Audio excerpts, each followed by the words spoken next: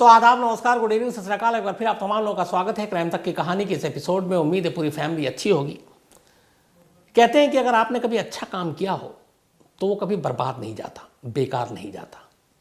न सिर्फ लोग याद रखते हैं बल्कि हो सकता है आपके उन अच्छे कामों की वजह से, चाहे छोटे छोटे काम भी क्यों ना हो अच्छे, वो लोग याद रखते हैं और उसका कभी ना कभी सिला मिलता है। ये हमेशा याद रखिए। आप जब बुरा करते हैं तो उसके साथ बहुत सारी चीज़ें होती हैं, बुरी चीज़ें होती हैं, लेकिन अच्छा करने वालों के साथ हमेशा अच्छा होता है, जिस पर चाहे कितना भी वक्त बीत ना क्यों ना जाए। मैं ये इसलिए कह रहा हूँ कि करीब 82-83 साल पहले, 82 ईयर्स पहले, जब हम आज़ाद नहीं थे, अलग अलग राजा रजवाड़ों का राज था छोटे मोटे लेवल पर, बाकी ब्रिटिश हम पे हुकूमत कर रहे थे। तब एक छोटे से जगह के एक महाराज ने जो एक अच्छा काम किया, उसका सिला आज 82 साल बाद हम सबको मिल रहा है। रूस ने यूक्रेन पर हमला किया और आपको पता है यूक्रेन में हमारे करीब, मैंने पहले ही बताया कि करीब 28,000 बच्चे पढ़ते हैं, ख़ासतौर पर सब मेडिकल की पढ़ाई करने, क्योंकि वहाँ सस्ता है मेडिकल की पढ़ाई। अब जब कीव या खारकीव या बाकी जगहों पर हमले हुए, एयरपोर्ट को भी निशाना बनाया गया, तो वो बच्चे निकले कैसे? बच्चे फंसे, उनकी तमाम तस्वीरें आपने देखी दहलाने वाली, बंकर में भूखे प्यासे पैदल चलते हुए। फिर ऑपरेशन गंगा चला। फिर भारत सरकार ने कहा कि जान बचानी है और आपको सुरक्षित आना है, तो एक काम करें कि आप यूक्रेन के आसपास जो नेबरिंग कंट्री है उस बॉर्डर तक वहाँ पहुँचें और फिर आए। अब एक मसला यहाँ पे और, ये हम सब जानते हैं कि एक देश से दूसरे देश में जाने के लिए एक वीज़ा की ज़रूरत होती है, जो आपको परमिट देता है कि आप हमारे देश में आ सकते हैं। अब यूक्रेन में जो बच्चे पढ़ रहे हैं उनके पास यूक्रेन का वीज़ा है, उनके नेबरिंग कंट्री का नहीं। लेकिन इधर जंग का माहौल है, ख़तरा है और वहाँ पे प्लेन जा नहीं सकता। ये बच्चे निकलें कैसे? तो ये हुआ कि आप पड़ोसी मुल्क में जाइए। सबसे ज़्यादा जो बच्चे आए यूक्रेन में, जो फंसे हुए थे, वो यूक्रेन के एक पड़ोसी देश पोलैंड से आए। पॉलिश भी कहते हैं उनको, सिटीज़न को। तो पोलैंड से आए। अब पोलैंड ने इनमें से किसी भी बच्चे से ये नहीं कहा कि तुम्हारे पास वीज़ा है कि नहीं हमारे देश का, बल्कि उन्होंने हाथों हाथ लिया, मेहमान नवाजी की, खाना दिया, शेल्टर दिया, दवाएं दी। एक मेहमान की तरह जो करना था वो सब कुछ किया। अब सवाल ये है कि पोलैंड ने ऐसा क्यों किया इन बच्चों के साथ? सिर्फ इसलिए कि एक 80-82 साल पहले हिंदुस्तान के एक राजा ने एक अच्छा काम किया था और उस अच्छे काम के रिटर्न में पोलैंड के आज के एडमिनिस्ट्रेशन और गवर्नमेंट ने कहा कि हम वो कीमत तो नहीं चुका सकते उस एहसान का, लेकिन थोड़ी बहुत तो कुछ मदद कर सकते हैं। और इसीलिए उन्होंने बच्चों के बिना वीज़ा के भी अपने देश के दरवाजे खोले, उनका मान सम्मान किया, खाना पीना रहना दवाएं सब कुछ दी। और फिर ऑपरेशन गंगा के तहत जो प्लेन भारत सरकार ने पोलैंड भेजा, उसमें सवार होकर वो बच्चे इंडिया लौटे। अब सवाल ये है कि 80-82 साल पहले वो अच्छा काम क्या किया था। आज की कहानी यही है। बात है सेकेंड वर्ल्ड वॉर के शुरू होने से पहले की और शुरू होने के बाद की। 1 सितंबर 1939, 1 सितंबर 1939 को हिटलर की सेना ने, जर्मनी की नाजी सेना ने पोलैंड पर हमला कर दिया था। कहते हैं कि पोलैंड पर करीब 1.5 लाख सैनिक हमला करने के लिए भेजे गए थे। टैंक, बख्तरबंद गाड़ियाँ जो आजकल आप देख रहे हैं, रूस के भी 1.5-2 लाख हैं जो अभी यूक्रेन पे हमला कर रहे हैं, तो हिटलर ने भेजे। और सुबह सुबह सूरज निकलने से पहले ही पोलैंड पर ज़मीन से भी और आसमान से भी हमले हो गए। तब आसमान से इसी तरह बम बरस रहे थे जैसे अभी रूस बरसा रहा है। जर्मनी के इस हमले की वजह से पोलैंड में बहुत सारे लोग मारे गए। पोलैंड ने इस हमले के ख़िलाफ़ मदद मांगी दुनिया से, जैसे आज यूक्रेन मांग रहा है। फ्रांस, ब्रिटेन और राष्ट्रमंडल के जो देश थे दूसरे, उन्होंने कहा हम मदद करेंगे। लेकिन पोलैंड की तरफ से लड़ने के लिए हिटलर के ख़िलाफ़ तब तक कोई नहीं आया, अकेला पोलैंड लड़ता रहा। बल्कि मुसीबत अभी बाकी थी। इधर पोलैंड लड़ रहा था, उसके कुछ ही दिनों के अंदर अंदर चूँकि हिटलर ने यूएसएसआर, उस वक्त के सोवियत रूस पे भी हमला करना था, तो सोवियत रूस को लगा पोलैंड तक आ गया, हम तक भी आएगा, तो सोवियत रूस ने भी पोलैंड पे हमला कर दिया। अब पोलैंड के लोग दो तरफा मार झेल रहे हैं। एक तरफ हिटलर की सेना, दूसरी तरफ रेड आर्मी रूस की सेना। जिनको जान बचाने का मौका मिला भागे, बहुत सारे लोग इधर उधर गए। कुछ को यूएसएसआर ने उस वक्त के पॉलिश नागरिकों को उठाया और अपने यहाँ ले जाकर शरणार्थी कैंप में रखा, लेकिन उनसे मजदूरी कराने लगे, उनको एक तरह से बंधुआ मजदूर बना के रखे हुए थे और उन सब की ज़िंदगी ऐसे ही चल रही थी। इस दो तरफा हमले में पोलैंड के ज़्यादातर जो मर्द थे, पुरुष थे, मारे गए। वहाँ औरतों और बच्चों की तादाद ज़्यादा थी। एक देश का ऐसा हमला था कि जहाँ मेल ज़्यादातर लोग शिकार बने। अब औरतें और बच्चे बचे थे क्योंकि पुरुष सब युद्ध में मारे जा चुके थे। अब उन औरतों और बच्चों ने भी अपनी सुरक्षा और अपनी हिफाजत को देखते हुए ये फैसला किया कि वो पोलैंड को छोड़ देंगे, क्योंकि उनकी इज्जत को भी वहाँ खतरा था, नाजियों से भी, इधर रेड आर्मी से भी। तो इसी बीच में ये चलता रहा। फिर बाद में इसी की वजह से आपको याद है जब हिटलर ने पोलैंड पे हमला किया तो सेकेंड वर्ल्ड वॉर की शुरुआत हुई। बाद में फिर ब्रिटेन, अमेरिका, इन सब ने लड़ाई लड़ी और इधर यूएसएसआर भी जर्मनी के खिलाफ था। खैर, इस हमले के बाद सेकेंड वर्ल्ड वॉर की शुरुआत हुई, लेकिन इधर पोलैंड के लोगों की हालत नहीं बदली। पोलैंड के लोग इधर उधर सोवियत संघ में भी उनके कब्जे में थे। आखिर में 1941 आता है और सोवियत संघ फिर ये कहता है कि ठीक है, जो भी हमारे यहाँ शरणार्थी हैं पोलैंड के, वो किसी भी देश में जाकर शरण लेने के लिए आज़ाद हैं। और इसी के बाद सोवियत रूस ने उस वक्त बहुत सारी जहाज़ों में बैठाकर जो पोलिश शरणार्थी थे उनके यहाँ, उनको तुर्कमेनिस्तान, ईरान, अफ़गानिस्तान और भारत की तरफ उन जहाज़ों को, पानी के जहाज़ों को रवाना कर दिया कि जाओ, अब तुम्हारा ऊपर वाला मालिक है। अब ये लोग निकल तो गए, लेकिन कोई भी देश इनको अपने यहाँ शरण देने को तैयार नहीं था। क्या करें, कहाँ जाएं? लेकिन इस दौरान में बस इतना ये हुआ कि जर्मनी के अटैक के बाद ब्रिटेन ने पोलैंड को जब उसके बाद सेकेंड वर्ल्ड वॉर शुरू हुआ तो पोलैंड को एक नेशन का दर्जा दिया, एक देश का दर्जा दिया और उसको एक आज़ाद देश का दर्जा दिया। लेकिन जंग जारी है, पोलैंड के हज़ारों लोग इधर से उधर भटक रहे हैं, कोई भी देश उनको पनाह देने को तैयार नहीं है। और उसी सिचुएशन, इन सारी चीज़ों के बीच में एक जहाज़ जिसमें 1000 बच्चे थे, जो सोवियत रूस से चला, एक तरह से सोवियत रूस ने बाहर ही कर दिया था, और ये सारे अनाथ बच्चे थे। इस हमले में इनके माँ बाप ज़्यादातर मारे गए। अब ये अनाथ बच्चे थे, एक पानी के जहाज़ पे सवार। जहाज़ चलता है, कई देश की बंदरगाहों पर रुकता है, बच्चों के बारे में उन देश की बंदरगाहों को बताया जाता है। वो देश मुंह फेर लेता है, कहता हमारे यहाँ इनके लिए कोई जगह नहीं है। समंदर की लहरों पर भटकते भटकते ये जहाज़ आखिरकार 1941 में मुंबई के साहिल पर आकर लगता है।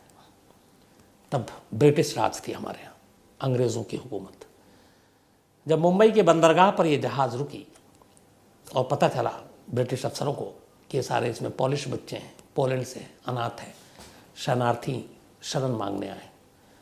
ब्रिटिश सरकार ने, हालांकि जो उस वक्त जर्मनी के ख़िलाफ़ लड़ी पोलैंड के लिए, इस पोलिश बच्चों को भारत में शरण देने के ख़िलाफ़ थी। उसने कहा हम आपको अपने यहाँ शरण नहीं देंगे, आप लौट सकते हैं। अब ये सुनकर जहाज़ में बैठे और उसमें जो कुछ अभिभावक थे, ज़्यादातर यतीम बच्चे थे, उनकी आंखों के आगे अंधेरा छा गया कि अब जाए तो कहाँ जाए। बीमार थे, एक तो सोवियत रूस के जो कैंप में थे उसमें कुपोषण का शिकार, बीमार, खाना नहीं, मज़दूरों की तरह काम कराना, बच्चों की ज़िंदगी, बचपन छीन लिया गया था। एक उम्मीद थी भारत में, लेकिन भारत की ब्रिटिश हुकूमत ने उन बच्चों को जहाज़ से उतरकर शहर के अंदर दाखिल होने से रोक दिया। अब जब ये बात उस जहाज़ में सवार कुछ पोलिश अधिकारियों को पता चली तो उन्हें लगा कि अब क्या करें। फिर उन्हें लगा कि इस वक्त अलग अलग बहुत सारे यहाँ पे राजा रजवाड़े भी हैं जो अच्छे दिल के हैं। तब उन्होंने एक अपील जारी की। उन्होंने कहा कि बहुत सारे ज्यूज़, यहूदियों को यूरोप में अलग अलग देशों में पनाह दी गई, शरण दी गई। हमारे ये पॉलिश बच्चे हैं, हिटलर के हमले में, सोवियत रूस के हमले में इनके माँ बाप खो गए, मर गए और ये भटक रहे। इंसानी पहलू, इंसानियत के नाते आप इन्हें शरण दे दीजिए। उनकी ये अपील काम की। जब ये बच्चे, 1000 यतीम बच्चों के बारे में और उनकी इस अपील के बारे में देश के अलग अलग लोगों को पता चला तो उन्हीं में से एक शख्स थे महाराज दिग्विजय सिंह जी, रंजीत सिंह जी जडेजा। रंजीत सिंह इनके दादा थे महाराज दिग्विजय सिंह के, और ये वही रंजीत सिंह हैं जिनके नाम पर हिंदुस्तान में रणजी ट्रॉफी मैच खेला जाता है, जो डोमेस्टिक क्रिकेट का सबसे बड़ा टूर्नामेंट होता है हमारे यहाँ आज भी। तो महाराजा दिग्विजय सिंह उस वक्त नए नए महाराज बने थे नवनगर के गुजरात में, बड़े अच्छे दिल के, कोमल हृदय के। और इन्हें ये बात पता चली कि बॉम्बे की साहिल पर एक जहाज़ है जिसमें पोलैंड के 1000 बच्चे हैं, अंग्रेज़ों ने उन्हें शरण देने के लिए मना कर दिया है, उनकी हालत ठीक नहीं है। नए नए महाराज बने दिग्विजय सिंह ने अंग्रेज़ों से पंगा ले लिया। उन्होंने कहा कम से कम इतनी इंसानियत तो होनी चाहिए, इन जंग में सब कुछ इनका खो गया, अगर हम इन्हें शरण दे देते हैं बाद में हालात ठीक हो जाएंगे, ये लौट जाएंगे तो क्या बुरा है। कहते हैं कि काफ़ी दबाव डाला महाराज दिग्विजय सिंह ने, और इसी के बाद अंग्रेज़ हुकूमत थोड़ी पिघली। उसने कहा ठीक है, आपको देना है तो दे दो, आप अपने रियासत में दे दो, हम नहीं देंगे। नवनगर गुजरात, वहाँ के ये महाराज थे दिग्विजय सिंह जी, जो शायद अब जामनगर से करीब 25 किलोमीटर दूर है एक जगह बालाचडी शहर, तो उसी के बीच में है ये। उस जहाज़ में जो 1000 बच्चे थे उनकी उम्र थी 2 से 17 साल के बीच में, एक भी बालिग नहीं था, 18 साल का कोई नहीं हुआ था। अंग्रेज़ों की तरफ से हरी झंडी मिली इस बालाचडी के पास। इसके बाद जहाज़ से उन बच्चों को उतारा गया और उन्हें जामनगर में, बल्कि गुजरात के नवनगर लाया गया। आने के बाद उनकी हालत देखी, खुद महाराज ने उन्हें रिसीव किया, उन बच्चों से मिले और उन्होंने कहा कि हमें मालूम है कि अब तुम्हारे माँ बाप नहीं हैं, अब मैं ही तुम्हारा बाप हूँ, मैं ही तुम्हारा पिता हूँ, और यहाँ तुम्हें कोई तकलीफ़ नहीं होगी। इसके बाद उन्होंने अपना पूरा एक गेस्ट हाउस खोला, उन बच्चों को वहाँ रखा, उनकी दवा, उनकी हर चीज़, सेहत, हर चीज़ का ख्याल रखा, और ख़ुद हर चीज़ को मॉनिटर करते कि इन्हें कोई तकलीफ़ तो नहीं है। एक दिन ऐसी बात करते करते पता चला कि वो जो सारे बच्चे थे उन्हें हिंदुस्तानी खाना खाने की आदत नहीं थी, क्योंकि यहाँ मसाले बड़े तेज़ होते हैं और बहुत सारे मसाले होते हैं, तो पॉलिश फूड अलग होता है, वो मसाले कम यूज़ करते हैं। जब उन्हें पता चला तो महाराज दिग्विजय सिंह परेशान हुए। उन्होंने कहा क्या करें। उन्होंने पोलैंड से 7 शेफ़ मंगाए, बावर्ची, जो पॉलिश खाना बना सकते थे, और बुलाकर कहा कि आप इन बच्चों के लिए हमारे खाना बनाओ। 7 शेफ़ आए नवनगर, उन्होंने बच्चों के लिए खाना बनाया। अब वक्त बीतता जा रहा था, बच्चे थे, पढ़ाई लिखाई भी ज़रूरी है। उन्होंने बच्चों के लिए वहीं स्कूल खोला। फिर उन्हें दिक्कत आई कि लैंग्वेज, यहाँ पे इंग्लिश, हिंदी, उनकी अलग अपनी ज़ुबान। फिर उन्होंने पॉलिश ज़ुबान के टीचरों को बुलाया और कहा इन बच्चों को पढ़ाना है। बच्चों को पढ़ाने की कवायद शुरू हुई। धीरे धीरे एक हिंदुस्तान के अंदर छोटा सा इलाका ऐसा हो गया जैसे पोलैंड आकर बस गया उसमें, और वो बच्चे वहाँ रहने लगे। दिग्विजय सिंह, महाराजा जडेजा भी इनको कहते हैं, इन्होंने बच्चों के एक गार्जियन की तरह ख्याल रखा, पाला पोसा, बड़े हुए। कहते हैं कि कुछ साल पहले इनमें से 4 या 5 बच्चे जो वहाँ पर आकर एक रिफ्यूजी की तरह रहे थे दिग्विजय सिंह महाराज के रियासत में, वो जिंदा थे और उन्होंने दौरा किया था उसी जगह का, और वो सारी यादें ताज़ा हुई थी। तो इन बच्चों का पूरा ख्याल रखकर इन्हें शरण दिया, और फिर बाद में जब हालात ठीक हुए तो इनमें से सारे बच्चे जो है वो अपने देश लौटे। लेकिन पोलैंड इस चीज़ को कभी नहीं भूला। वहाँ पे एक पार्क का नाम ही है जो महाराजा के नाम पर, और इसको महाराजा के नाम पे पार्क को रखा गया, और ये कहा गया कि इस पार्क का नाम है स्क्वेर डोबेर्गो महाराजडी। इसका जो मतलब होता है वो ये है कि गुड महाराजा, स्क्वायर ऑफ द गुड महाराजा। ये आज भी पोलैंड में एक पार्क का नाम है इन महाराजा की याद में। और पोलैंड में आज भी महाराजा दिग्विजय सिंह की इस काम को कोई सरकार नहीं भूली कि बुरे वक्त में 1000 बच्चों को उन्होंने अपने यहाँ पनाह दिया, उनका ख्याल रखा, पाला पोसा, अंग्रेज़ों से पंगा लिया, पर उन्हें यतीम नहीं छोड़ा। और उसके बाद जब हालात ठीक हुए तो उन्हें पूरे मान सम्मान के साथ वापस उनके देश भेजा। पोलैंड में सरकारें आई गईं, लेकिन महाराजा दिग्विजय सिंह की इस अच्छे काम को किसी ने भुलाया नहीं। और यही वजह है कि जब यूक्रेन पर ये संकट आया और हमारे भारतीय बच्चे फंस गए, तब पोलैंड ने कहा कि 1941 में महाराजा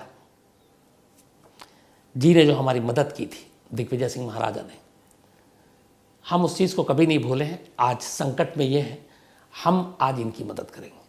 और यही वजह है कि बिना वीज़ा के, बिना बाकी किसी यात्रा के दस्तावेज़ के इन बच्चों को पोलैंड ने अपने यहाँ पनाह दिया और सही वक्त आने पर जब प्लेन पहुंची उन्हें वापस भेजा।